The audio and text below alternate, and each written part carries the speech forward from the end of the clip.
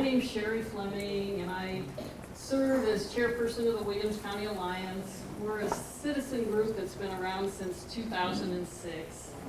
And I really appreciate everybody coming out on this kind of nasty, nasty night. And I'd also like to thank everybody that's helped in any way. If you signed petitions, you've been at rallies, you've talked to your neighbor, because it takes a community to step up and fight against something like this. And just to clarify, the Alliance's position is that we don't feel that water should be privatized. We feel it's a public resource and it should not be sold in large quantities outside the aquifer's boundaries. And we're very fortunate tonight to have Jeremy Renz, Associate Professor of Environmental Engineering from Trine University. And some of us from Ohio had gone over to Indiana. Jeremy has given presentations in Angola and Auburn. And we really came away with feeling he gave such a good basic understanding of the aquifer and some possible impacts from large water withdrawals. So we appreciate so much him making a trip on this cold, dreary night, and we really thank his family for sharing him with us during this time in the evening. So would you please give a warm welcome to Jeremy.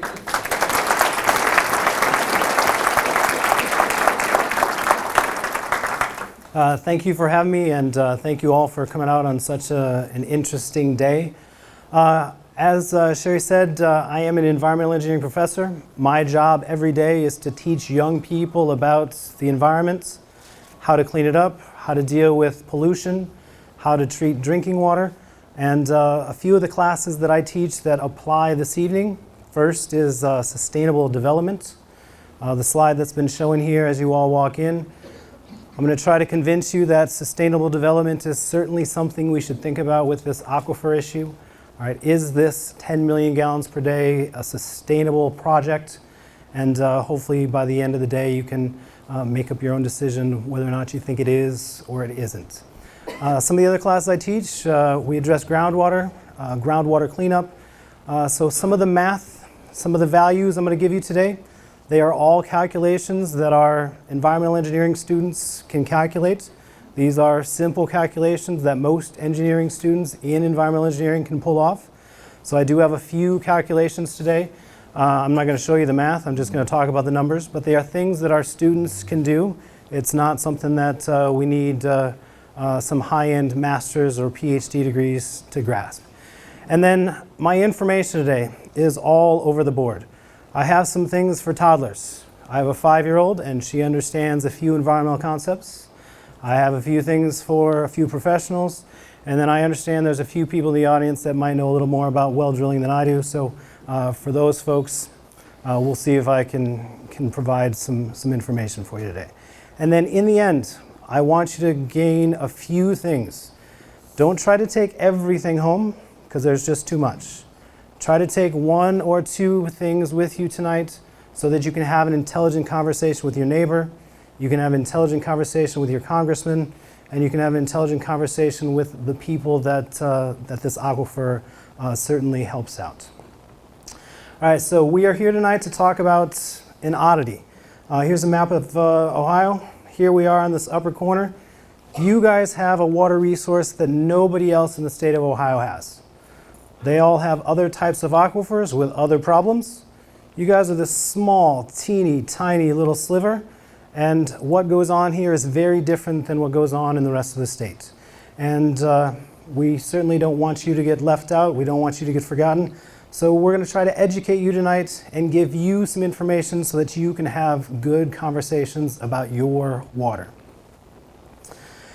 And then in the back of your mind today, this is the picture I need you to try to grasp. I'm going to come back to it a few times. If you took a slice of the soil and you looked at where the water was, how it gets there, this is the best representation I could find without coming up with my own drawing. I'm a little too lazy to make my own drawings, so we're stealing this from a few places. This is what our aquifer looks like. Over in Michigan, we've got some good recharge. There's some lakes that actually feed our confined aquifer. And then in this picture, there are a few things I don't like. First, it has a really big unconfined aquifer here near the surface. We do have water near the surface. You can see it in our lakes. We certainly do have water there, but it certainly isn't enough for us to use as a drinking resource. What we're going to talk about all night tonight is this lower aquifer, this confined aquifer. It's trapped between two layers, clay, and in this example bedrock, but ours is clay or bedrock. So we're talking about this sliver of water underneath the ground. And then there's one other thing I don't like about this picture. The blue here, the water, it looks like it's a giant underground river. It looks like it's a giant underground lake. And that is certainly not what we have going on. Instead, our water is occupying all of the space between the sand and gravel. All right, that layer isn't just water. It's actually a layer of sand and gravel. And then your drinking water comes from the little holes, the nooks and crannies, the pore spaces between that sand and gravel. All right, so we don't have this giant underground lake. We don't have a giant underground river. What we have is water in between grains of sand and gravel. People often ask you to think about a sponge. All right, sponges soak up and deliver water if you squeeze them. You can't really squeeze sand and gravel all that much, but it's a similar concept. The water is trapped between the sand and gravel. And then I'm not a huge fan of this picture either, because it makes it look like the sand and gravel is actually trapped in the water. There's a little too much water in this picture. What we really have going on is sand and gravel that looks something like this. All right, here at some point, I think this might be out west, the sand and gravel is at the surface, and you can see the sand and gravel. Ours is 25, 55, 75 feet below ground, and it contains water. So when you're thinking about this resource, you got to think about rocks first. We have sand and gravel that just happens to be in the right spot and just happens to contain a little bit of water. All right, and that's what you got to think about today. We have this resource well underground, and we've got water trapped in sand and gravel. And then here is a nice cartoon representation that tries to sum this up for us. We've got the sand and gravel layer, goes from Michigan down towards Archbold, and then this picture makes it look like the water travels from Michigan down to Ohio. It absolutely does. One of the things I'm going to show you today is that this travel time is very, very long. This water travels very, very, very, very slowly. And that's one of the things that causes some concern. The thing that I don't like about this figure is that it makes it look like our sand and gravel is nice and regular. It looks like I can go out in this spot, go down 50 feet, and I'm going to find my well. That's not the case. We don't really know where this sand and gravel is going to be for the most part. We have to drill the wells to figure that out, and we'll get to that on the next slide. All right, but in general, we have the sand and gravel layer underground that we're going to tap for our water. All right, so that's our first little environmental engineering lesson. If it went over your head, not a problem, you'll pick up something later. If you enjoyed that, we'd love to have you at Trine University for environmental engineering. All right, the situation that we actually have is that our sand and gravel layer is intermittent. In some places, it's closer to the surface. In other places, it's a little deeper down. And depending on where you are in Ohio or Michigan or Indiana, these change quite dramatically. And again, we can't predict this all that much. If you do look at the well logs, and we'll show you that we got a lot of well logs, you can make some good guess for where this sand or gravel layer is going to be, but you really do need to drill it to find out. And if you read the paper Wednesday morning, you'll find that even if you look exactly where you think you're going to look, you might not always find the water that you're looking for. And then a reminder, the sand and gravel layer is sandwiched between two other layers, the upper clay and the lower clay. These things don't transmit water very well. They allow water to flow a little bit, but not nearly as much as that sand and gravel layer. Most of the water we're getting is from the sand and gravel layer. It flows a little faster in that than it does the clay layers. One of the other problems we have with this aquifer, sometimes the sand and gravel layer is very thick, 120 feet, and your wells can produce more water. In other places, the sand and gravel is very thin, 20 feet, and your wells don't produce as much water. And again, this is difficult to predict. Some of you probably have great wells at your home or at your farm. You've got a nice thick section underneath your feet, and you're very lucky. Others of you, you might have a small home, you got a small well. You don't really care if it's 20 foot thick or not. It's enough water for your house. But we're going to talk about 10 million gallons per day. And at 10 million gallons per day, you really do want the thickest aquifer you possibly can get. And then here in Williams County, the places where you get the most water is where the sand and gravel layer actually sits above the bedrock. And this is the case down by Bryan. The city wells for Bryan pump about the highest rates out of this aquifer, more than 1 million gallons per day. And it's because their sand and gravel layer is sitting right on top of the bedrock. It's a little thicker, and they get a lot of water from those wells. It doesn't happen in all of the places in Williams County, but there are a few places where we have some high capacity wells. But again, you kind of got to get lucky. You may or may not be in that correct location. And then if you go on the Ohio website, they have an awful lot of information that they can give you. These are all of the well logs for Williams, Fulton, and Defiance County. There are an awful lot of people that use this aquifer as a resource. Not all of these wells are currently being pumped. Some may be abandoned. Some of these are very, very small withdrawals. Others are very, very large. But when you want to think about the impact across the aquifer, these are all of the potential people that could be impacted. All right, we've got 100 plus here tonight. I don't think we have a room that could hold all of these people, but we want to remind you how many folks this project might impact. And then we'll throw a few numbers up here. I'm an engineer. One of the things I love about being an engineer is I get to make assumptions. And there are a few times tonight where I have to make assumptions. I have some decent data, but I don't have the best data. My best educated guess is that in Williams County, you guys pull out 6 million gallons a day from this aquifer. I think this is an overshoot. I think you're more in the 5 range, but we're going to be conservative and say you pull out 6 million gallons per day. In Fulton, there's no way they're pulling more than 2 million gallons a day out of this aquifer. And in Defiance, I also think it's about 2 million gallons per day. All right, I'm not going to add these 3 numbers up for you. Hopefully you can do that for yourself. And we'll get back to that later on tonight.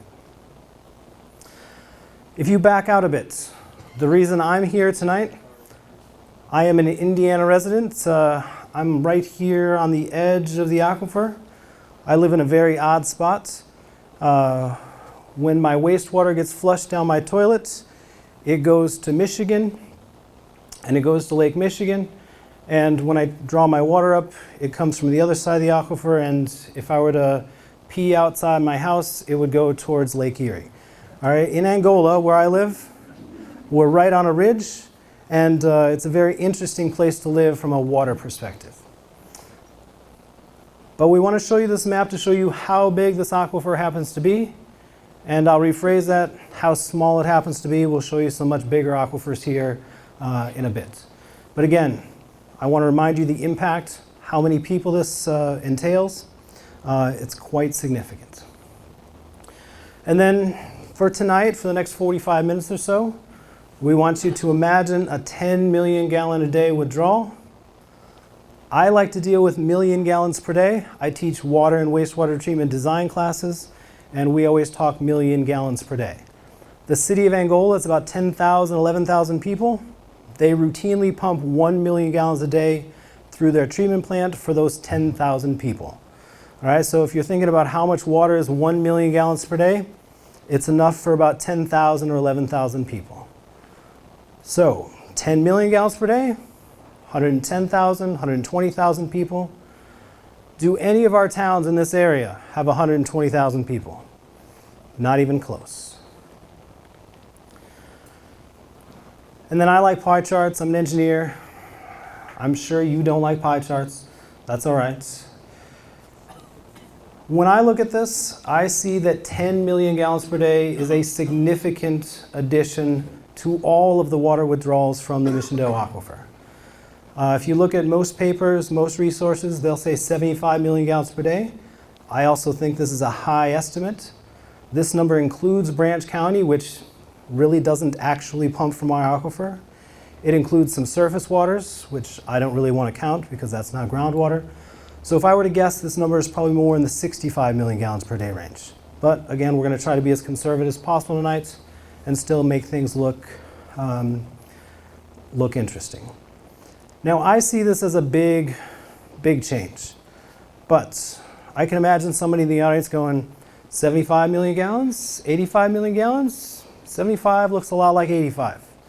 Why do I care? I can certainly see that. And some of you might be thinking that, 75, 85, no big difference there. If I'm at Kohl's and I'm looking at something that costs 75 bucks or 85 bucks, I know I'm getting a coupon later on. Here, this is a real difference, a real change. And then again, in the next 25 minutes or so, we'll show you that this is a very misleading number, and it's not the pie chart that we're going to end with today. This is a starting point. We'll get to a few more pieces of information in just a bit. All right, the last pie chart looked at all of the Michindoh water together. Here, we want you to think about each county separately.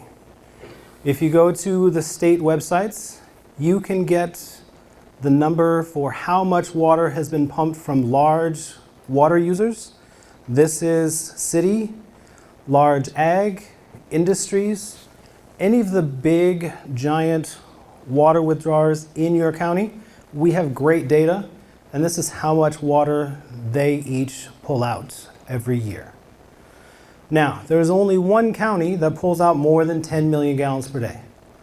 Hillsdale up in Michigan, there's some ag and some other users that use large quantities of water. They are pulling out more than 10 million gallons per day. Currently, no other county, every large water user in the county pulls out 10 million gallons per day. We have a lot of students that end up working in Auburn at Steel Dynamics and some of the other facilities down there.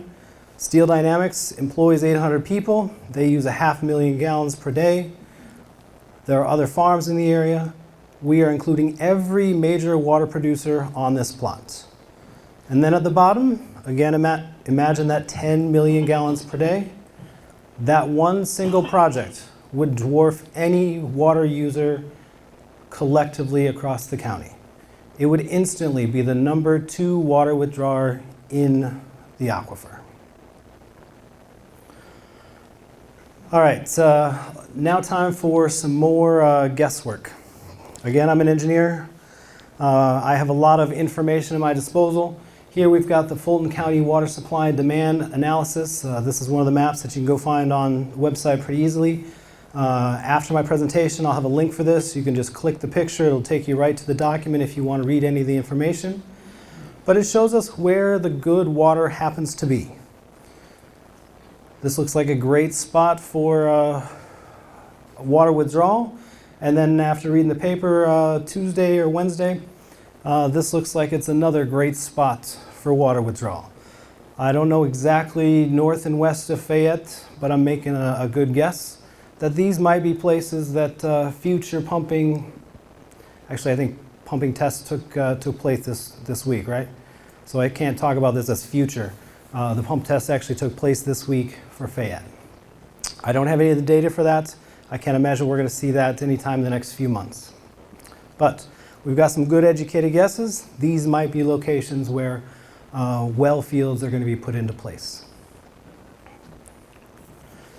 To help with some of my concerns, some of the impacts. I really want to make sure that you can tie down a physical location. So here's a 55-acre site next to Tiffin that one of the residents of this fine city happens to own. You'll notice it is right on the Tiffin River. If I was putting a water treatment plant here, this would be great. I can discharge my waste right into the Tiffin River. The interstate, nice and handy. I can get my workers there. This would be a great site for a treatment plant. And looking at my map, this is also a great site to pull out large quantities of water. Now, we'll back up just a little bit, see what kind of things we got in the area. Harrison Lake is 3.5 miles away. Sauter Village, West Unity, all smack in the middle of this Tiffin River site. They are more than 3 miles away, but they are certainly fairly close. And again, this is something we want you to keep in the back of your mind tonight. When I talk about some of our potential impacts, all of the potential impacts are going to affect people nearest the pumping wells. So, nearest Tiffin River, these folks are going to be impacted. And don't forget about all of the farms in the local area. I don't exactly know where the Fayette location is, but Fayette is just north of Harrison State Park here. So this is our other impact area.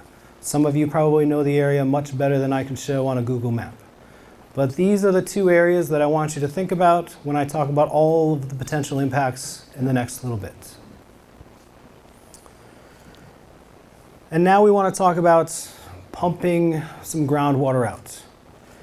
For reference, there's 55 acres here, and if you do some very basic math and you make the best assumptions possible, you assume that there's 125 feet of sand and gravel in our little clay aquifer here.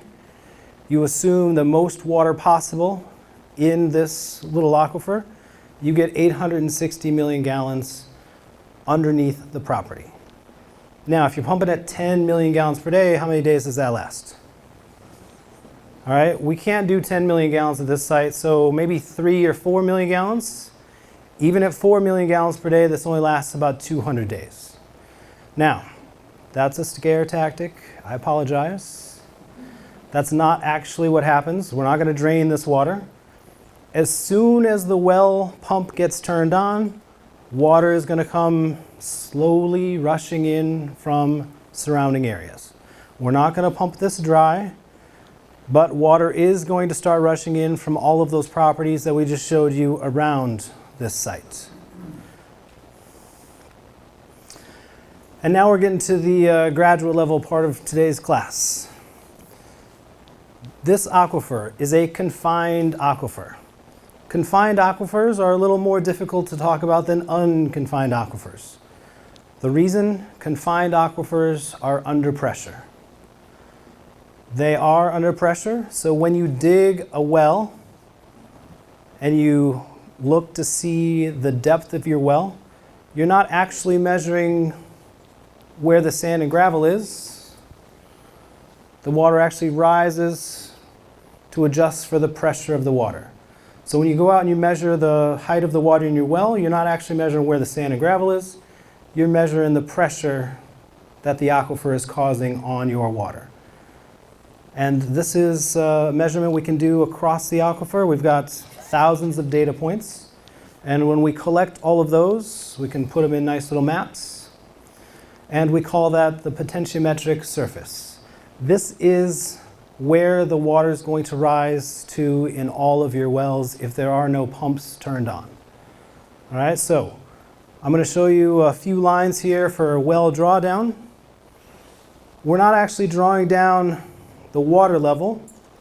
We're going to draw down the pressure that the water is under. All right, we're going to change the pressure in the system. We're not actually going to draw down the water. Again, if you don't catch that, no problem. There's other things you can catch in a few minutes. Now, what happens as soon as we turn the pump on? As soon as we turn the pump on, we get drawdown. This is not water drawdown, however. This is pressure drawdown. All right, so we're not actually draining the aquifer. We're not drying out the sand and gravel. but we are changing the pressure in the system quite dramatically. And the reason I'm showing you this is that there are two important things we worry about with well drawdown, especially for confined aquifers. First is how far are we actually drawing the pressure down.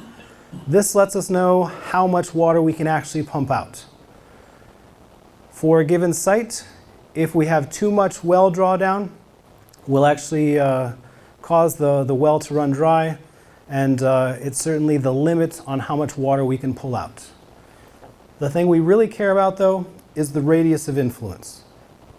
This shows us how far away we're pulling water from. Is this 1 mile from the pump? Is this 2 miles from the pump? Is this 3 miles from the pump? And we can do some very basic calculations, and we can estimate how far is this well drawing water from. And that's what I want to try to share with you next. And fortunately, I don't have to do all of the math. There was another good study done by Cohn, published in 1989. And I urge you to go read it.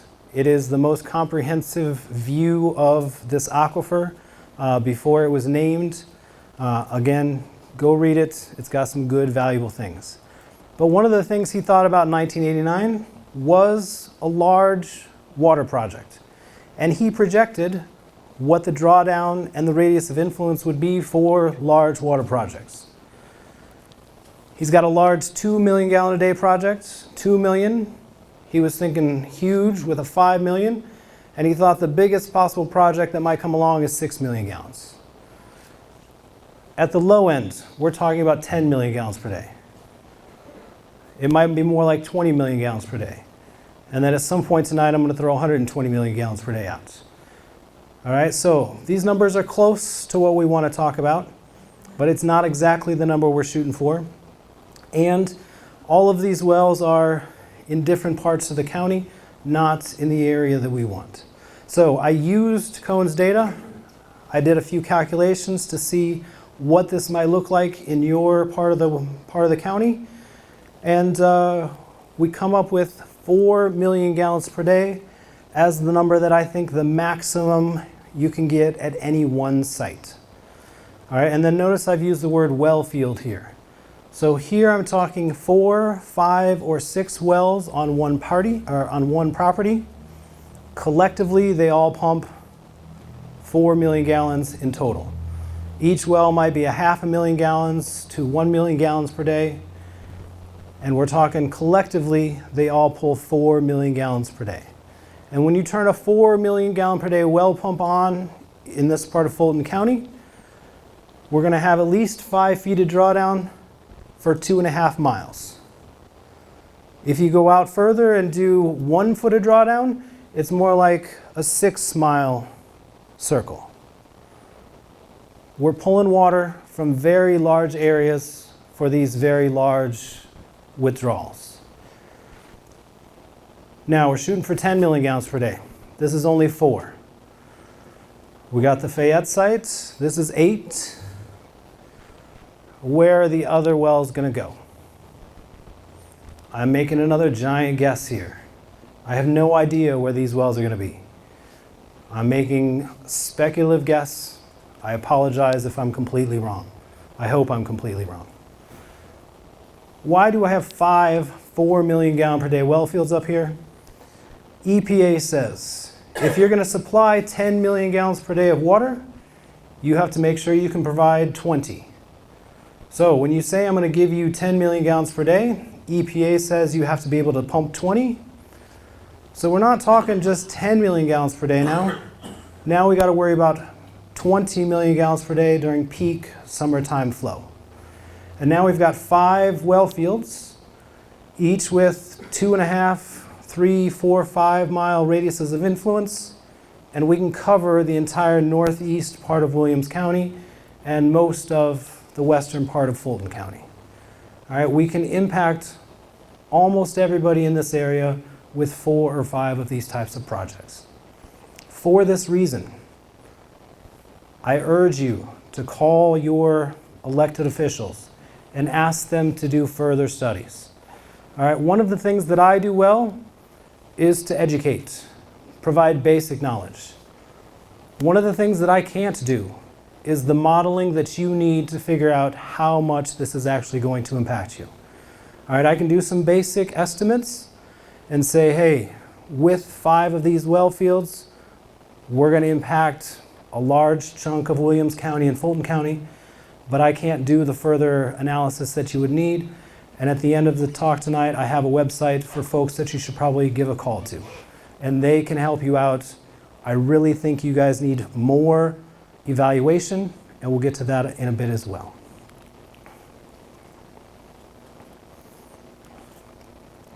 When I put my extra wells up, I put them all in Williams County. I kept them out of Fulton County. There's one very important reason. The edge of the aquifer is here in Fulton County. So we turn on a well, it's going to try to draw from all of the areas around it. Our radius of influence almost stretches to the edge of the aquifer. There is no water rushing in behind here to fill in. After a few years, what's going to happen? We can start to run this part dry. All right, so the closer we are to the edge of the aquifer, the more likely we're going to run into the problems. And again, this is something that needs to be investigated further with high-level models. At this point, I can just say it's something that is of concern to me. The Fayette site, it's a little better. It's farther from the edge. Its radius of influence isn't going to get close to the edge. It's not a bad place for a well. Of course, I don't live in Fayette. I don't have a farm in the area. I live in Indiana. So as an outsider, this would be a place that I would stick a 4 million gallon per day well if I wanted to make some money. Now, as a resident, if you live even remotely near this location, I would be concerned. The 4 million gallons per day is certainly something that could cause problems for your local wells. Now, the rest of today, I want to spend talking about misleading arguments. There are a few things that get said about this project and about this aquifer. They sound great. They might actually be true, but they don't really matter. And that's what I want to spend the next few minutes on, are some statements that are true, but don't actually matter, and we're going to try to convince you that they don't actually matter. First up, there is a lot of water in the aquifer. I'm sure many of you have heard this in the last month or two. This statement is completely true. There's a lot of water here, but it does not matter.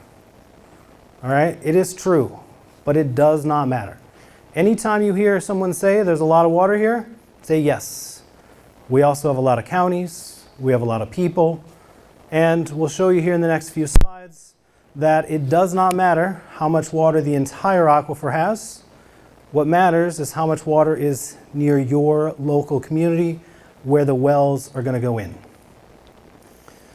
And then this is the one statement I would love for you to think about for the next few weeks. If there's anything that I really want you to learn, is that groundwater does not function even remotely like surface water. When it rains, I see my puddles fill up very quickly. For surface waters, lakes, rivers, things happen very quickly. Instantly, matter of seconds, matter of days. Groundwater moves at a rate that you can't even imagine. So we'll start with a nice map from Cohen. He showed quite clearly that the groundwater in this aquifer flows from the northwest down to the southeast. And his calculations show that it flows at 1/2 to 2 feet per day. Now, I've been doing this a long time, 20 years or so. I still can't imagine what 2 feet per day happens to be. So, my little one helped me come up with this. Your common garden snail moves at 3,800 feet per day. Your groundwater currently moves at 0.5 to 2 feet per day. All right, you're going to hear a lot of comments about how fast the rivers are flowing when it rains. You're going to hear a lot of analogies that talk about surface water. We are not talking about surface water here. We're talking about groundwater, and groundwater moves at a rate that most of us can't imagine. Even if you turn on a very large pump, if we turn on a 10 million gallon per day well over here, we can speed up the groundwater, but even under those conditions, we can only speed up the groundwater to about 6 feet per day. So even if this project goes in, it's pumping at the highest rates possible, we're talking 6 feet per day. Again, still much, much slower than our snail. So we can use this velocity, and we can back out some time frames. It's about 9 miles in the right direction from Pioneer down to West Unity. It takes groundwater currently 65 years to get there. Can you walk to West Unity from here in less than 65 years? Yeah, probably in a few hours. All right, even at 6 feet per day, it still takes 20 years for the groundwater to move that far. All right, so groundwater, very, very slow. It's a great resource. One of the reasons it is a great resource, it's been in the ground for a long time. It's being filtered by the sand and gravel, and nature is helping us out. This is one of the benefits, one of the reasons why this water is high quality. And then my first statement was, there's a lot of water here. Absolutely true. There's a lot of water in the entire aquifer, but most of it is not available for this project. We're not worried about the water in Indiana today. We're not worried about the water in Michigan today. Well, maybe a little bit. We're worried about the water here in this part of Williams County and the western part of Fulton County. And I think I just answered my next slide. Yeah, whoops. So even though I'm an educator, I sometimes forget where I'm at. All right, I was going to pause, let you pretend you were in a class, answer a question. If you were actually paying attention, I think I just answered it for you. We have 4 counties that are likely contributing to this project. Williams, Fulton. Can anybody help me with the 2 counties in Michigan? Hillsdale and? Not Branch. Yeah, there we go. All right, so we're going to change our pie chart just a little bit. All right, when people ask you, is this a big deal? Yeah, this is a big deal. If you look at those 4 counties, and again, you put a FAR estimate, I'm estimating that you guys currently pull 30 million gallons per day out. My guess is it's more like 25 or 24. I wanted to make my pie chart look as pretty as possible, so I picked 30. This would be 25% of all withdrawals in this 4-county area. That is huge. One project pulling 25% of all the withdrawals in a 4-county area. So the next time you hear there's a lot of water, say, yeah, there's a lot of water, but it's going to take 50 years for that water to get here. All right, I'm worried about the water in my 4-county area. This is the conversation you should be having with folks. All right, our next misleading statement. Groundwater is a renewable resource. Absolutely. 100% groundwater can be a renewable resource, but it has to be managed very well. We have been lucky here in the tri-state area that our groundwater resource has not been overpumped. There is no managing board. We have just gotten lucky that city growth, industry growth have all matched what the aquifer can provide. Nobody has provided any oversight. We have just gotten lucky. But you guys are all here tonight. We want to make sure we don't keep getting lucky moving forward.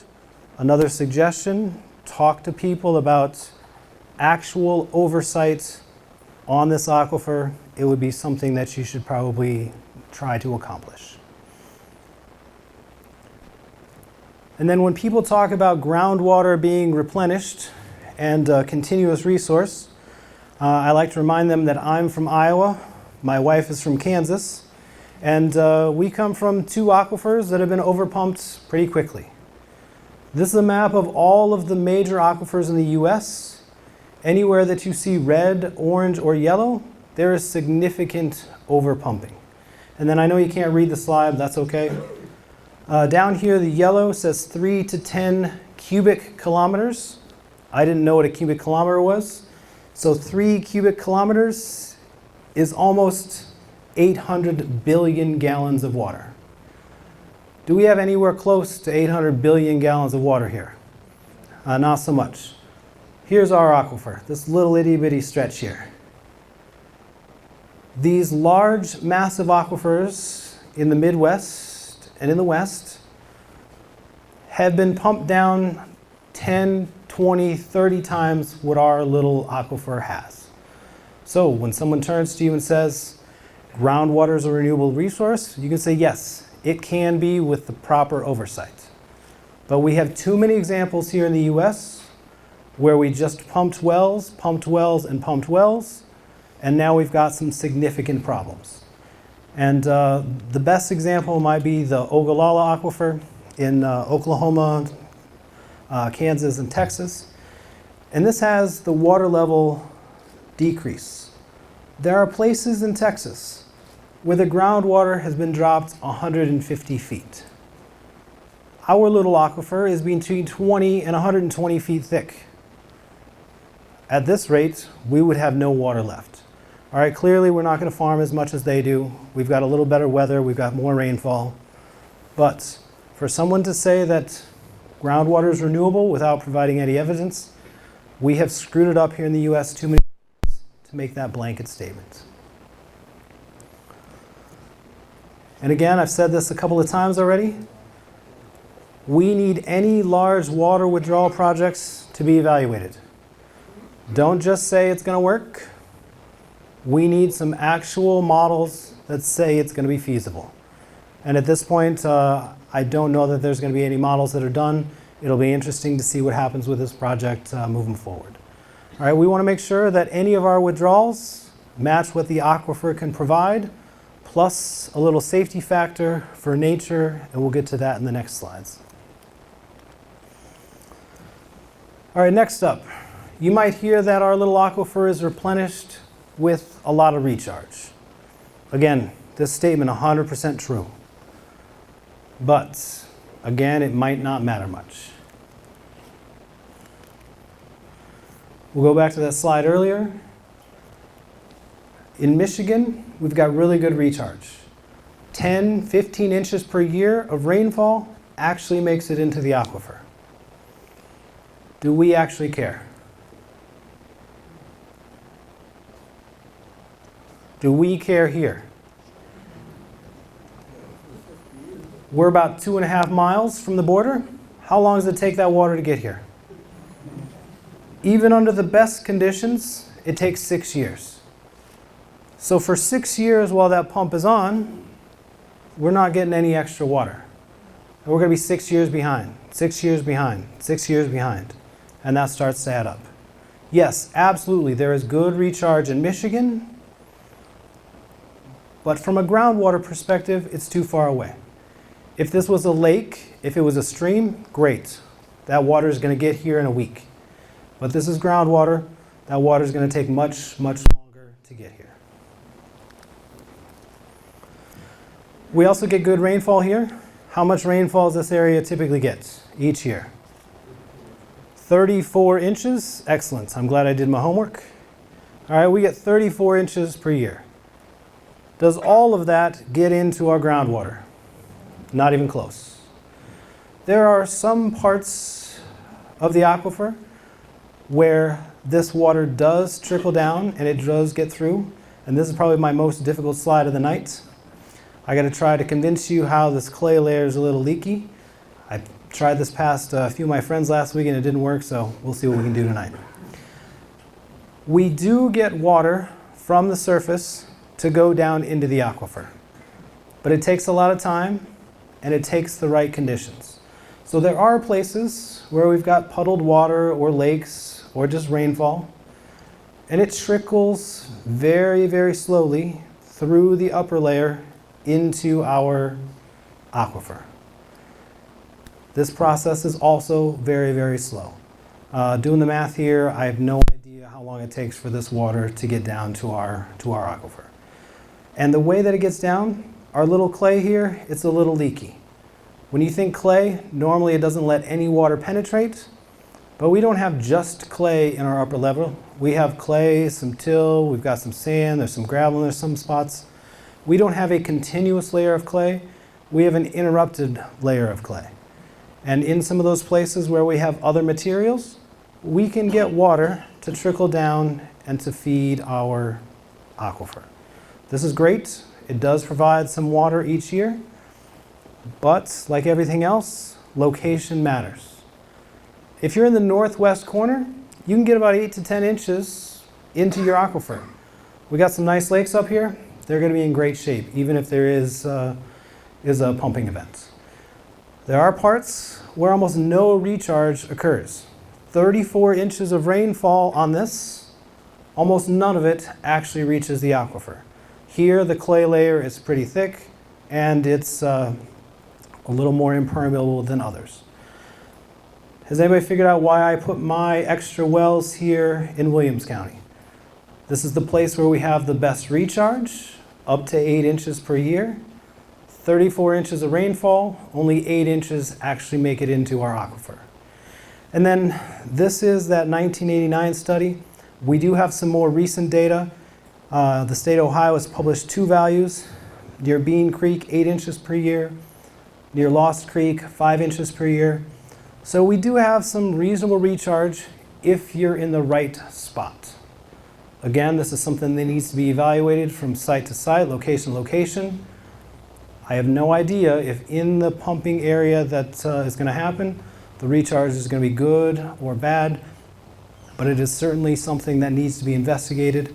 And another question or another statement you're going to hear is that we have excellent recharge across the aquifer. We have excellent recharge in certain parts of the aquifer. All right, and then my last confusing or misleading statement for the day. Unpumped recharge is surplus water. I had never heard this before, but in the last month or so, I've seen it written a few times in a few papers. I've heard it in a few interviews. Of all my statements today, this one is just patently false. No part of this is true. The other 3 statements were true, but they don't really matter for this aquifer. This one is just not true. And I've got a few things to show you. We have one long-term monitoring well in Williams County. It's over on the western edge. And if we had excess surplus water, the water in our aquifer would just keep climbing and climbing and climbing and climbing. But it doesn't do that. Year after year in the winter, year after year in the spring, the aquifer is at the same level. Our aquifer is a nice, happy place right now. The water that comes in the rainfall goes out somewhere, comes in the next year. Our aquifer is currently very happy. It doesn't mind the current projects we got going on. I don't know about 10 million gallons, but currently it's pretty happy. So if we got all that rainfall coming down and our aquifer is not increasing, where does that water go? That water goes to our creeks and streams. Creeks and streams get water from 2 types of sources. The one that you all know about, rainfall. You can see the rain, you can see it run off the parking lot, you can see it go into the creek. That's pretty obvious. The thing that you've never thought about until tonight is that the groundwater also provides quite a bit of water for our creeks and streams. So all of our quote-unquote excess water goes into the creeks and streams and provides water for nature. The groundwater is called base flow. So if you want to learn more, Google base flow. You'll learn all about how creeks and streams can be fed by groundwater. And this also happens because we have leaky clay. Now, when we talked about recharge, we had leaky clay that let things trickle down. In other parts of the aquifer, remember this is under pressure, we've got leaky parts that actually push water to the surface. And this is the water that feeds many of our creeks and streams.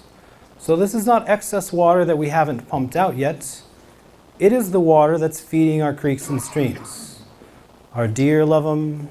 There might be a fish or two, maybe a turtle. This is the water that nature is using on a daily basis. All right, this isn't excess water for humans. This is the water that's feeding our ecosystem. And then the best estimates that I could find, the maps here aren't that great. These are all the surface waters in the county. Yes, they get quite a bit of water from rainfall, but they also get a fair amount of their water from groundwater, anywhere from 25 to 40%, depending on where you are and what part of the river system you're in. And then one other thing I want to notice about this slide, the St. Joe River here, it flows south and west. What way did our groundwater flow? It goes the other direction. All right, again, another disconnect, that our groundwater is a very different resource and it behaves very, very differently. And then I started the day talking about sustainability. One of the things that we talk about in sustainability and sustainable projects is that we want to keep water where nature intended. We don't want to disrupt the natural water cycle if we don't have to. All right, the proposed project would literally just take water out of this ecosystem and send it to Toledo. Now, does nature already do that? Yeah. Goes down the St. Joe's, heads to Fort Wayne, makes the weirdest left turn I've ever seen. In Tiffin, it comes down. The water eventually gets to Toledo. They can use that water as surface water. It's going to get there. Nature's doing a great job getting it there currently. And for sustainable projects, we would love to make sure that nature keeps doing that. Now, a few additional impacts. If we do have large pumping operations on top of the Tiffin River or other streams in the area, there's a chance that we could steal quite a bit of that base flow, and during times of low flow, we could have some dry creeks and streams. There are some numbers that keep popping up. 10 million gallons per day, 16 million gallons per day. When the Tiffin River is at its lowest point, it's about 16 million gallons per day. This is all base flow. This is all groundwater. All right, it didn't come from one location. It collected over its travels through the aquifer. But if we're pumping out 10 million gallons per day, and this river has 10 million gallons per day in it, it's certainly a question that needs to be investigated further. The numbers are just too close. Harris Lake State Park, it's dammed. It feeds, or it's fed by rivers, creeks in the area. If they go down, it goes down. Are there any spring-fed lakes in the area? Yes. Those spring-fed lakes are fed by the groundwater. If we're taking water out of the groundwater, we could potentially take water out of the lakes. It's all connected, just very slowly. And then the area of Fulton County where these wells have been planned, historically have had a lot of artesian wells, areas where the water just pumps up naturally. These things may not run dry, but they certainly will stop flowing. We're going to lower that pressure head. We're going to lower the pressure of the water table. And once we lower the pressure, there's no longer enough to actually pump the water out of these wells. Now you got to put a pump in, and these things are no longer going to flow naturally. So again, another impact most likely for Fulton County. All right, this is the second area tonight where we're doing graduate level discussion. I got a series of slides. I got words on them, the next couple. It's the same picture. Hopefully you can keep up and pay attention. I know it's getting a little late and I like to talk, but that's all right. We're going back to, this is a confined aquifer. Confined aquifers are under pressure. This means the water is under pressure. The sand is under pressure. The gravel is under pressure.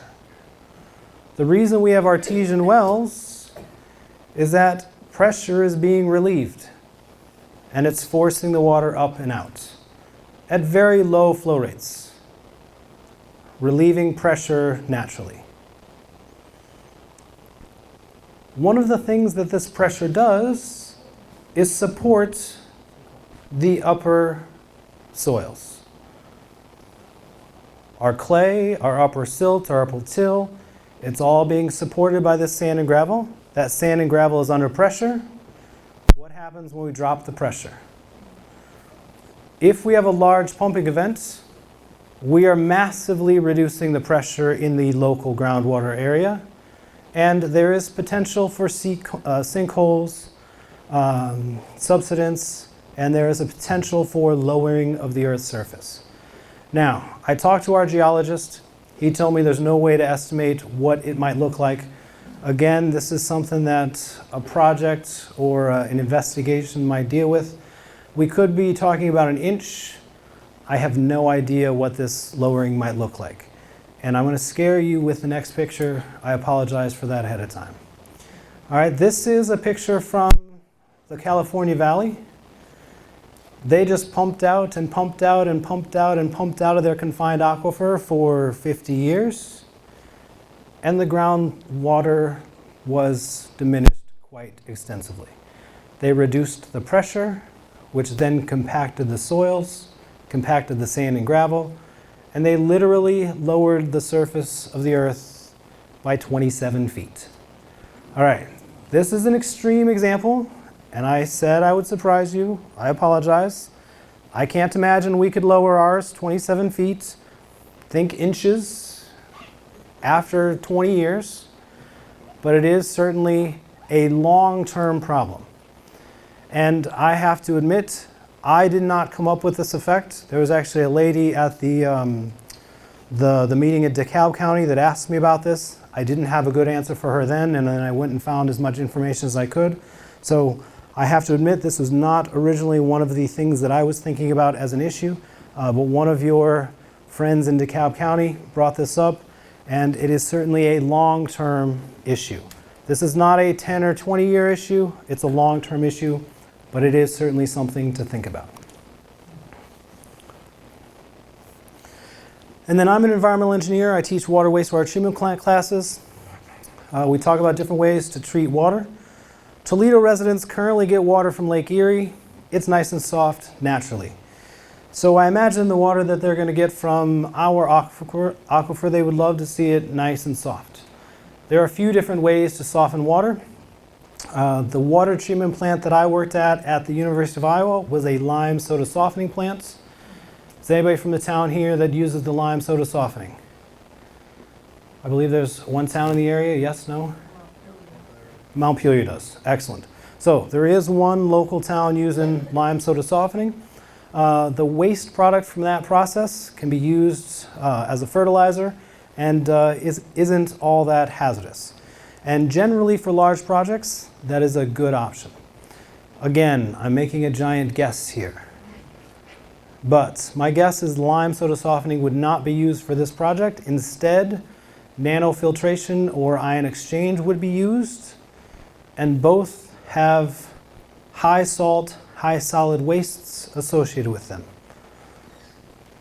These things need to go somewhere, creek or a stream, and then the volume, the quantity is quite extensive. Generally 10% of the water treated. So if you got 10 million gallons per day you got to deliver, you have to treat 11 million gallons, and 1 million gallons per day becomes waste. And it's got to go somewhere, likely the Tiffin River. But again, I am speculating, I'm making some assumptions. Certainly questions you should ask of the appropriate people. All right, a little reminder. We showed you this slide earlier. All of the folks that might be impacted by all of the things that we've talked about. Some of these impacts could be immediate. Some of them might be 20, 25 years. Most of you sitting in this room will be impacted in some way. I have no idea how to guess what that looks like, but there are certainly some questions that need to be asked. As an Indiana resident, I don't really care about 10 million gallons per day. you are never going to see my groundwater at 10 million gallons per day. It would take 50 years for my groundwater to get over here. I'm just not worried about it. I'm going to be long gone in 50 years. But the reason I'm here, the reason I'm talking about this, the next slide I have to attribute to my wife. The reason I'm here, what happens when the next project comes in? Or what happens when someone does try to do 120 million gallons per day? All right, I've tried to use 10 million gallons because it sounds reasonable. But 120 million gallons per day has been thrown out.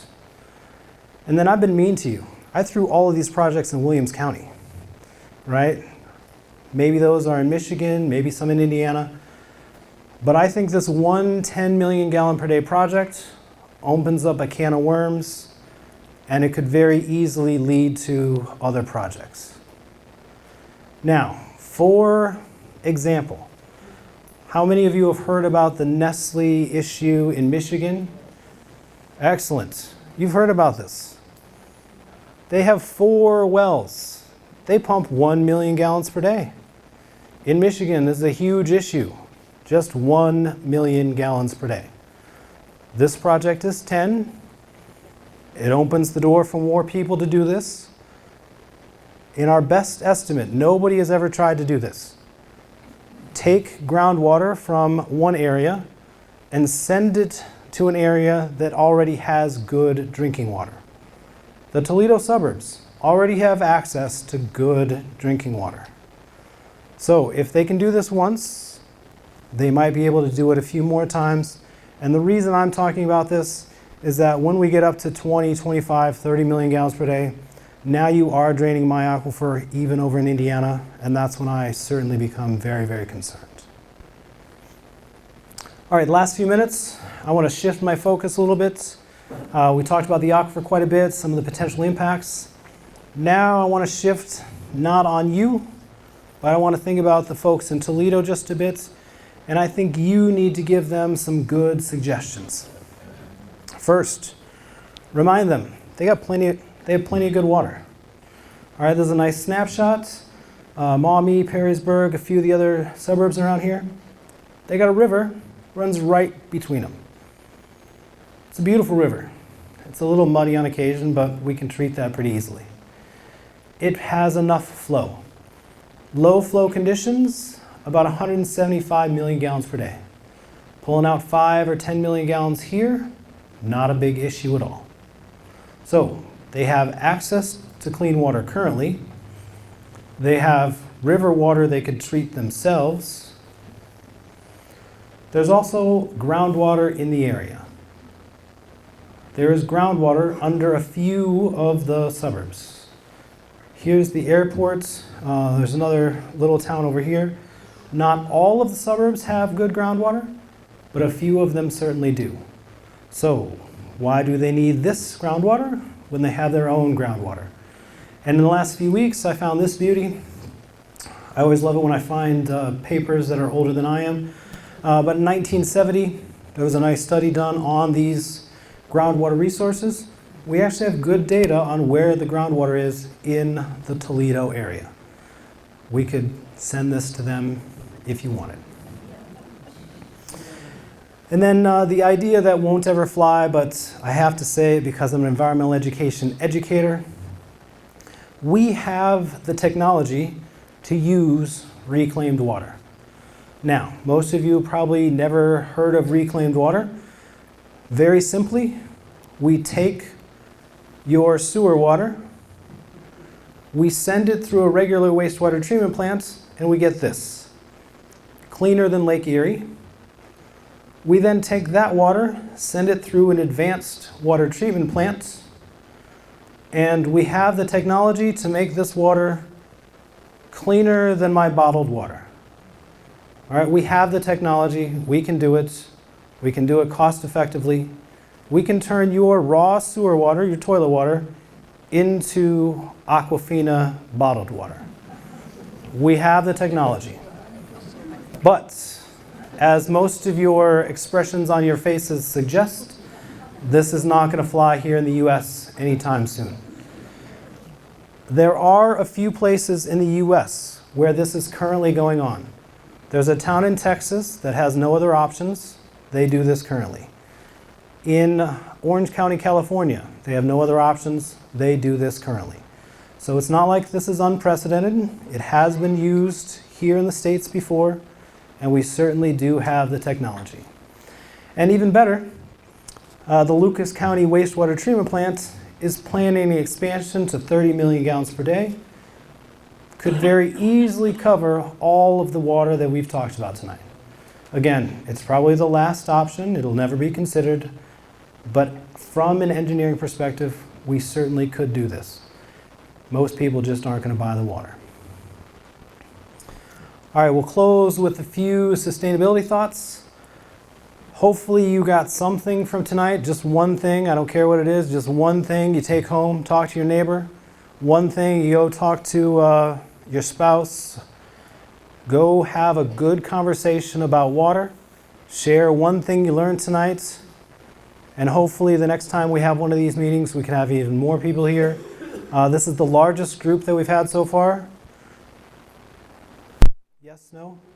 Yeah, so you guys probably 50% more than the last two groups, so thank you very much for coming out tonight. This is a resource that I think a few of you need to investigate. This is the State of Ohio Water Research Center. They are the people chosen by the state to cover all water issues. These are the experts you need to do a water analysis for your area. They can say, yes, for this aquifer, for these locations, this project will be reasonable. Or they can say, this is not something we should do at all. They are the experts that have the models. They can figure this out for you. It's at Ohio State University. They provide public resources on occasion. This is certainly something that might interest them. And then all of my slides are available to you. We try to make this link as easy to remember as possible. We'll leave this up for you.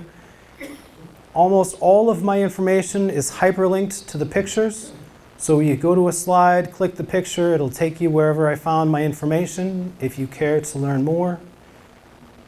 Thank you very much for coming tonight, and I think we might have a few minutes for questions. Thank you very much. I did some research on this, and the thing I don't see anybody addressing is all the tiling that we've done, especially in Williams County in the last 10 years.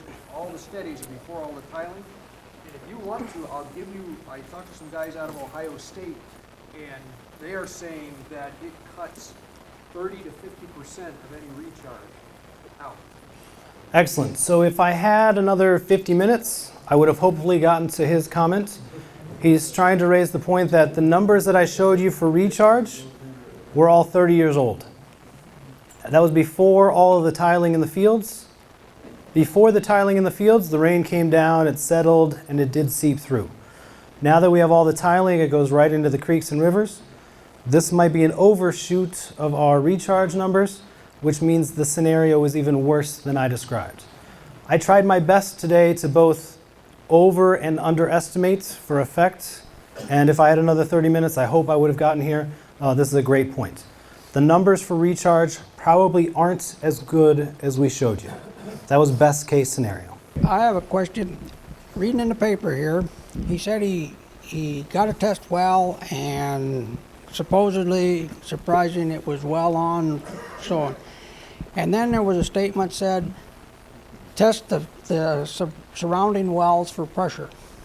Now, is there any studies on how fast, let's say I live a half a mile from him, how fast am I going to show? Does it have to take, the pressure has to go down to the point that I lose pressure? So it could be. Excellent question. You see what I'm saying? Yep.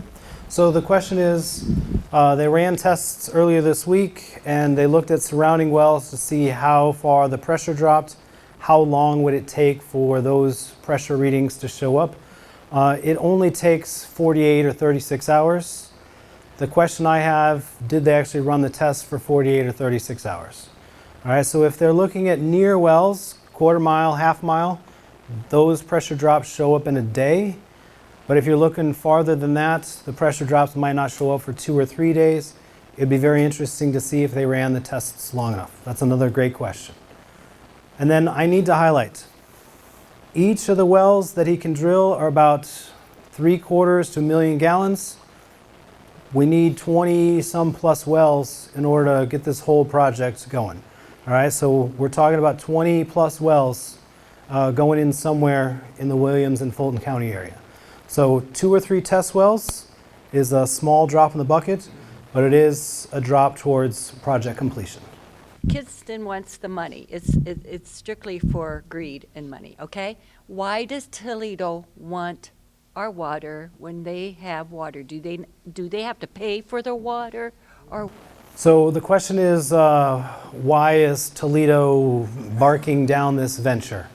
And I don't know the answer to that question.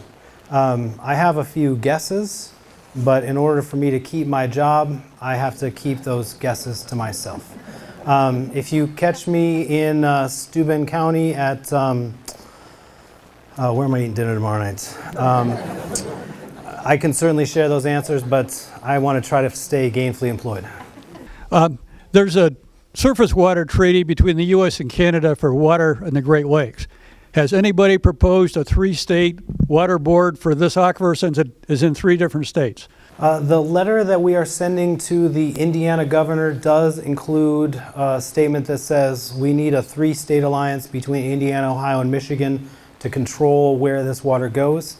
I don't know how far that's gone. We have a few state reps in Indiana that are helping us out, and I think this message is being sent. I don't know what that message looks like here in Ohio, but the letters certainly do push this sentiment. We want something like the Great Lakes Compact, and it might be the solution so that we're not so foolish and getting lucky about not draining our aquifer moving forward. We really have been lucky that we haven't drained this thing yet. One other point. For years, the climate change people have been worried because the sea level rise has been more than the ice melt would justify. And several years ago, a guy came up with a theory that that difference is explained by all the groundwater that's been pumped out around the world. Since he's put that theory out there, a lot more people have started to agree with him. So this could be a small part of even a bigger headache. Great point on climate change. And again, if I had another 30 minutes and I knew you'd pay attention and not fall asleep, it's much worse than this, right? Climate change suggests your environment's going to look more like Missouri. Missouri does not get nearly as much rain as you do, and our recharge could be even worse. Excellent point. The part that worries me is if this goes through, and I can't see too much ways of stopping him unless we have legislation on it. But if he goes through and we don't have legislation on it, how many more, you touched on this, how many more of these are going to go in, and each one that goes in makes the matters worse? Absolutely. And the reason I'm standing here and my wife's not mad at me because I'm not watching the little one tonight is because this is her biggest concern as well. She's also an environmental engineer, and we are absolutely concerned as Indiana residents about projects 2, 3, and 4. And I am concerned for you for project 1, but to be honest, this first project doesn't affect me much personally, but as an environmentalist, it certainly does cause me concern. Yeah, I'm Bob. I live in Pioneer. Now, we talk about an average of 34 inches of rain a year. I can remember back in 1987 when I bought the property in Fayette. The reason I remember this, in 1988, we didn't get any rain all summer. Now, we go to Toledo shopping all the time. And I know Mr. Kunkel that owns a farm just on the east edge of Fayette. His spring, or whatever you want to call it, almost went dry. Now to back up a little bit, we started out in Henry County in the 40s. Napoleon, Holgate, Liberty Center.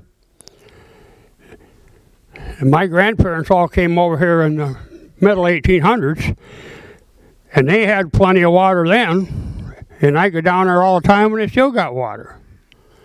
Now, all this thing is to fill somebody's pocket. Now, I've been around a long time now. That's the bottom line. Now now let me finish.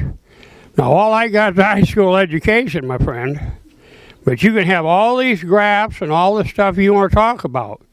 But the bottom line is, you might pump 20 million or 100 million gallon out of that.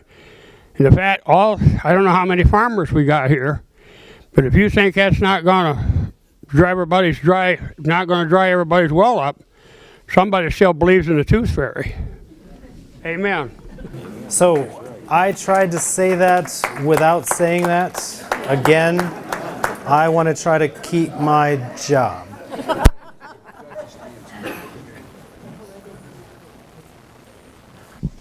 My question is, if we're pulling so much money so much water out of the aquifer, now maybe some of the surface water will go down to it, but surface water has pollution and everything else. Is that going to affect our aquifer pollution? Because homeowners do not treat for pollution. They might use a water softener. So Lou and I have talked a few times the last couple of weeks, and this was her comment specifically. If I had another 30 minutes, hopefully I would have showed some plots. Absolutely.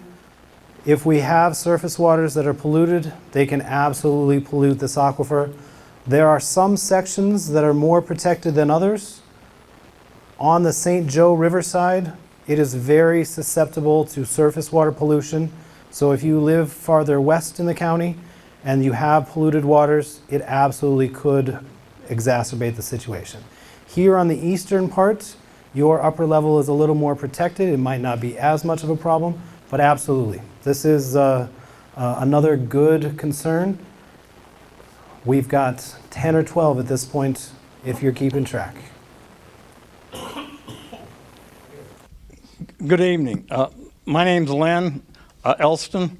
I'm originally from Lake Seneca here in Williams County. Now I moved to the Lake Diane area. This really isn't about water.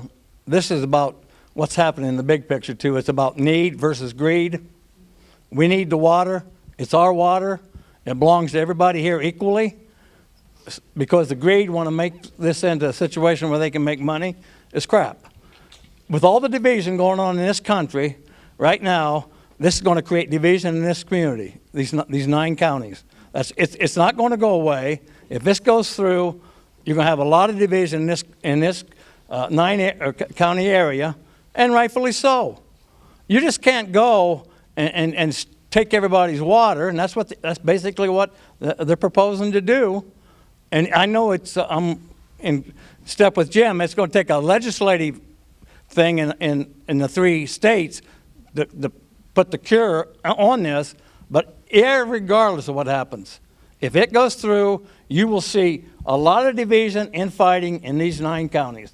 And I can tell you right now, I'm just going to give 3 lakes: Lake Seneca, Mary Lake, and Lake Diane.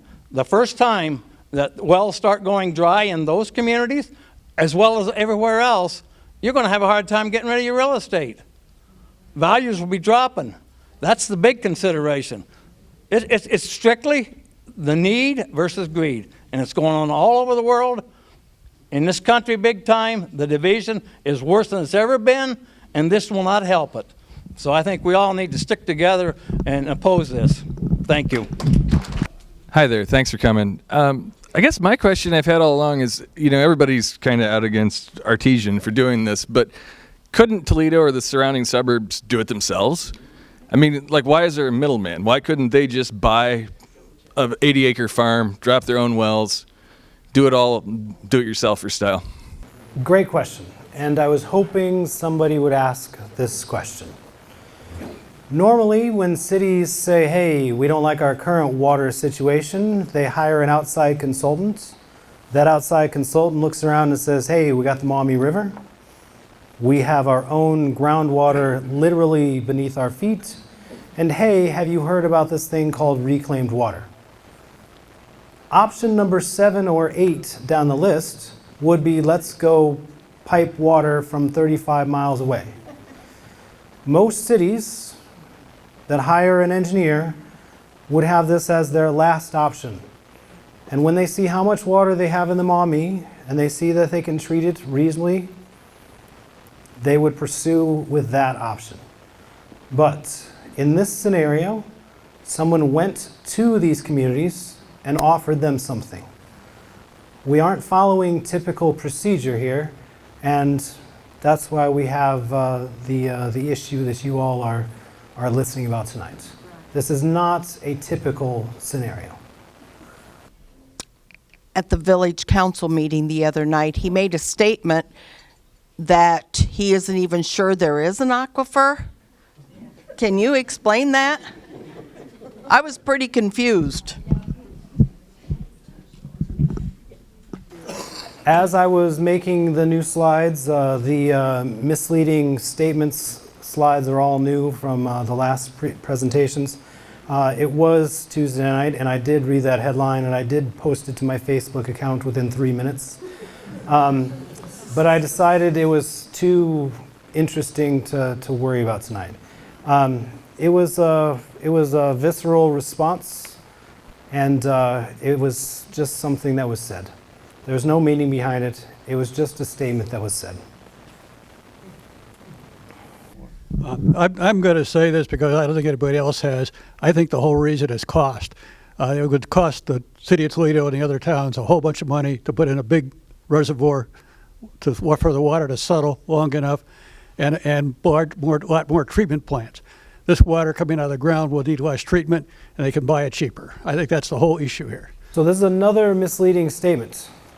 Treating groundwater is actually a luxury. All right, you all have wells at your home. Some of you don't even have to treat it. You can just drink it straight out. Treating groundwater is a luxury, and removing hardness is expensive. Surface water is often cheaper to treat at the 10 million gallon per day mark. So this may not be a cost issue. But again, studies need to be done. People often say it's easier to treat groundwater because it's clean and it doesn't have pathogen in it. But hardness is just as difficult to treat as everything else. And this is another misleading statement. Studies have to be done on the individual situations in order to actually talk cost. And hardness can be just as expensive to remove. You guys all have salt that you put in your softeners each year, or each week, or each month. That cost does not go away.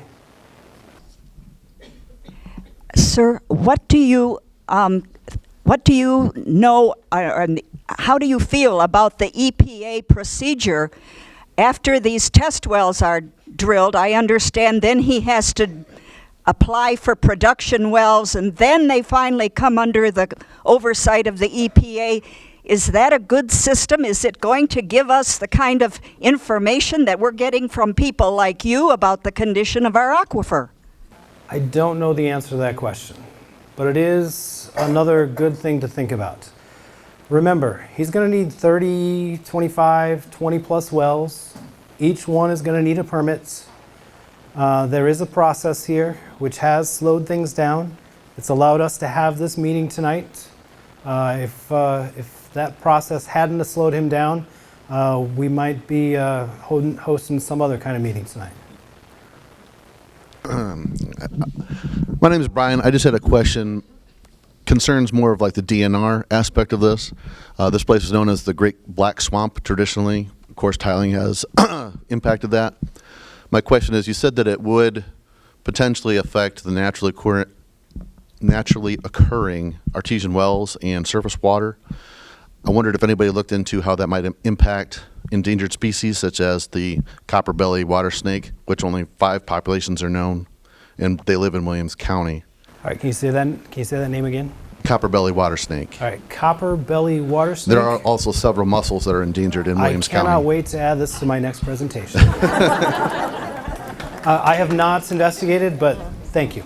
Yeah, there are only 5 known populations according to the U.S. Fish and Wildlife Service. All right, so this is issues 13, 14, 15, and 16.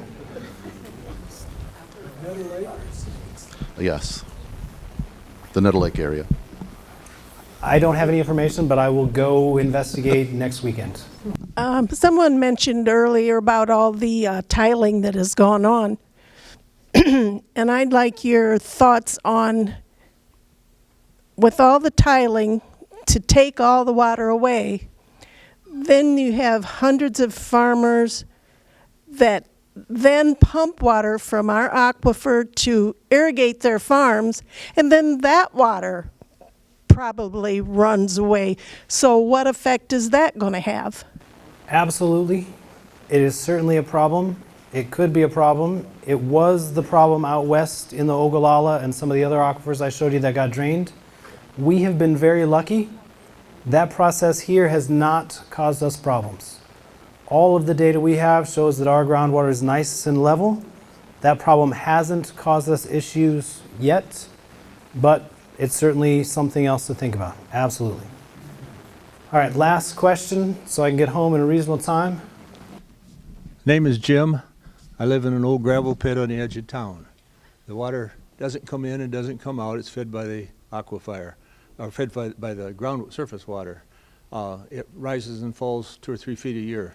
How much could you expect that to go down if there were a number of wells that you see out here? So I have no idea about the upper layers. I have focused all of my efforts on the lower levels. But if you have holes, or if you have a leak, or if you have something that contributes flow, instead of it rising as much as it has, it just might not rise as much the next year. But I have no idea. That's a great question. It follows your chart. It goes up in the spring. Yeah. If you're within the radius of influence, there could certainly be a change. But predicting that is very difficult. What if we have a huge drought that lasts for 2 or 3 years? Then what? Yeah. We've been lucky. We have been so lucky that we have not already caused problems. Drought, climate change, new farms, new industry, growth. All of these things would make the situation worse, absolutely. Tonight I tried to focus on the things that I could reasonably predict, but all of those things add extra layers of complexity, and this is why you guys need to bring in an expert that can actually evaluate what this project might look like moving forward. It is beyond my expertise. There are a few folks at Ohio State, maybe a gentleman at Ohio Northern or Toledo that can help you out. I will try to find somebody and pass it along to Lou and Sherry, but at this point I've given you as much information as I can try to provide. Thank you very much. Thank you very much for coming out tonight. Drive home safely.